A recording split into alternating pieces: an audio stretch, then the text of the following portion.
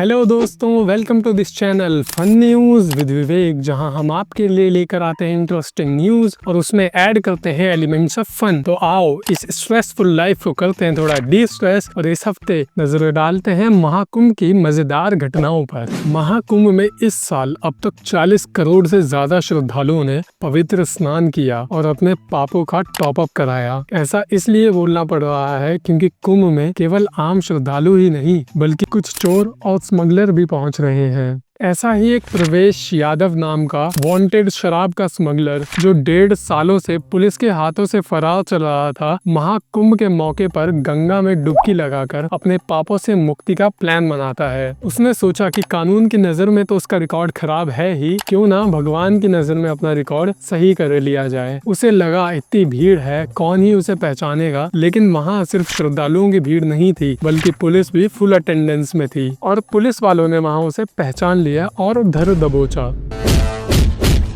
इस तरह उसका शुद्धिकरण का प्लान फेल हो गया और सुधार गृह का टिकट बुक हो गया। जो आदमी गंगा स्नान करके अपने लिए स्वर्ग के द्वार खोलना चाह रहा था, उसके लिए जेल के द्वार खुल गए। हमारे सूत्र बताते हैं कि जो गंगा नदी में नहाने के लिए प्रयागराज पहुंचा था, वह अब जेल के बाथरूम में बैठकर बाल्टी और मग्गा आने का इंतजार कर रहा है। तो इस तरह लोग अपने पापों को धोने की कोशिश में गिरफ्तार हो रहे हैं, लेकिन कुछ शातिर चोर पाप धोने वाली जगह पर पाप कर भी रहे हैं और गिरफ्तार भी नहीं हो रहे। दरअसल प्रयागराज में लेजर शो की तैयारियां चल रही थी और एडमिनिस्ट्रेशन ने भी सब अच्छे से मैनेज किया हुआ था। एक दिन पहले शो टेस्टिंग के लिए लाइट्स, कैमरा, एक्शन हुआ, लेकिन सब और सन्नाटा, कुछ स्टार्ट ही नहीं हुआ। सारी टेक्निकल चीजें चेक की गई, वो सभी चीजें ठीक थी, लेकिन किसी ने देखा कि बीच से तार गायब है। हालांकि जैसे तैसे वायर का कनेक्शन किया गया और प्रॉब्लम सॉल्व हो गई। इसके बाद पुलिस में अज्ञात चोरों के खिलाफ FIR दर्ज करवाई गई। जहां लोग लेजर शो में रंगीन लाइट्स देखने आए थे, उन्हें पुलिस की लाल और नीली बत्ती देखनी पड़ रही थी। अकॉर्डिंग टू रिपोर्ट्स, अभी भी चोर पुलिस की गिरफ्त से ऐसे गायब है जैसे बिजली का बिल देखने के बाद चेहरे से सुकून गायब होता है। हमारे सूत्र बताते हैं कि ये 2 चोरों का काम है, जिनमें से एक कमराज किल्विश का फैन है, इसीलिए उसे रोशनी नहीं पसंद, और दूसरे की एक्स का नाम रोशनी है, इसीलिए उसे भी रोशनी नहीं पसंद। तो कुल मिला के ये रोशनी के दुश्मनों का काम है। अंधेरा कायम रहेगा हमेशा। वायर की चोरी के बाद अब चलते हैं दिल की चोरी की ओर और चेकआउट करते हैं महाकुंभ में लग रहे प्यार के तड़के को। चलो भाई देखो। महाकुंभ से एक वीडियो वायरल हो रही है जिसमें एक रूसी महिला अघोरी बाबा के साथ दिख रही है और वो दोनों क्लेम कर रहे हैं कि वो दोनों पति पत्नी हैं। इनको अपने धर्म पत्नी के रूप में यहाँ पर स्वीकार किया और इन्होंने भी अपने जो है पति के रूप में इनको स्वीकारा और एक दूसरे के जो है ये एक दूसरे के पूरक हो गए और रसिया से आकर जो है भारत में इन्होंने अपना पूरा कार्य क्षेत्र फैला लिया। पहले अघोरी बाबा को स्पिरिचुअल गुरु माना जाता था, लेकिन अब वो एज लव गुरु भी सामने आ रहे हैं।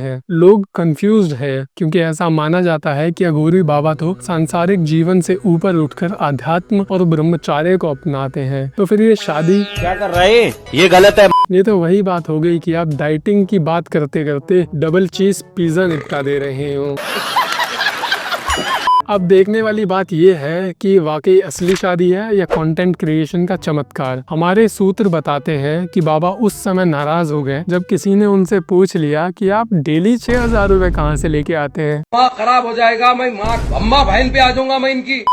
कुंभ में प्यार के बाद अब चलते हैं कुंभ में व्यापार की तरफ। अब 40 करोड़ लोग आ रहे हैं तो चाय नाश्ता भी करेंगे, तो क्यों ना उसी की दुकान लगा दी जाए। मस्त प्लान है। अगर 10% लोगों ने भी 10 रुपए की चाय और 15 रुपए का नाश्ता खरीदा तो 25 गुणा 4 करोड़ बराबर 100 करोड़ पैसा ही पैसा होगा। लेकिन रुको जरा, सब्र करो। ऐसे मुंह उठा के वहाँ कोई दुकान नहीं लगा सकता। ये क्या बात करता है यार। अलग अलग तरह की दुकान लगाने के लिए वहाँ जमीन अलॉट होती है और इसकी ऑनलाइन बिडिंग होती है और सबसे ज्यादा बिडिंग इस साल हुई चाय और नाश्ते की दुकान की। पहली दुकान का किराया 92 लाख और दूसरी दुकान का किराया 76 लाख। हाँ भाई, ये भोजपुरी फिल्मों के बजट जितना चाय की दुकान का किराया है। तो इतना किराया देने के लिए दुकानदार को अपनी दुकान दुकान की इक्विटी को शार्क टैंक में जाके लिक्विडेट करना पड़ेगा, तब जाके कहीं चाय पत्ती और चीनी के पैसे इकट्ठे होंगे।